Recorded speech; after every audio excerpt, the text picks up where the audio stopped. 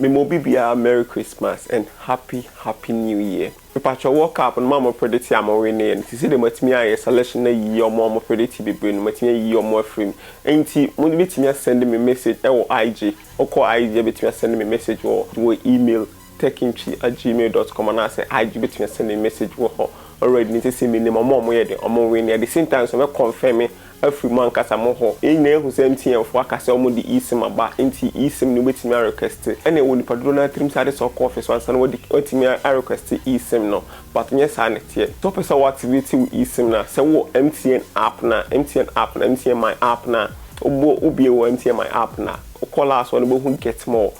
Get more na be who Esim portal. Esim portal na be bio browser no e do be ko Esim portal at the same time so no me copy link na dey to description name inti and at the same time so me pin our comment section no inti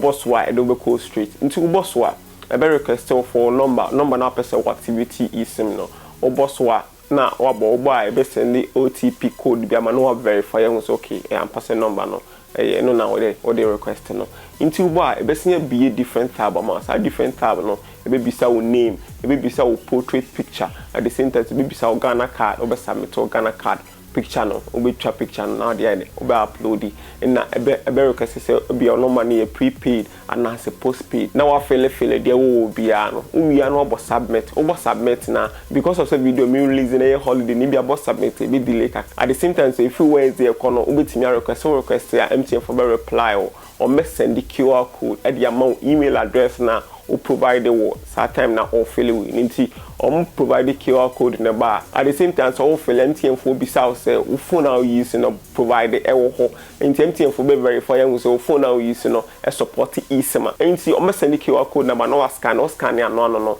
o phone no for SIM card bi anya the enshame now ye the o use so data or the year cost and ultimate activity we Esim 19 for be more 10 gig me my request Esim no me request a holiday no nti omode QR code no mam 10 gig ama let me YouTube community wo me patcho be a video be me last video for the year nti wo question me betimi send me message wo techintwi@gmail.com me gidi this video be bo ama de bia wo ye dia wo be ko anim follow techintwi on Facebook YouTube here subscribe channel na me the videos will be bro me the videos are ho hia wo Ghana ha bia wo ya de bia unim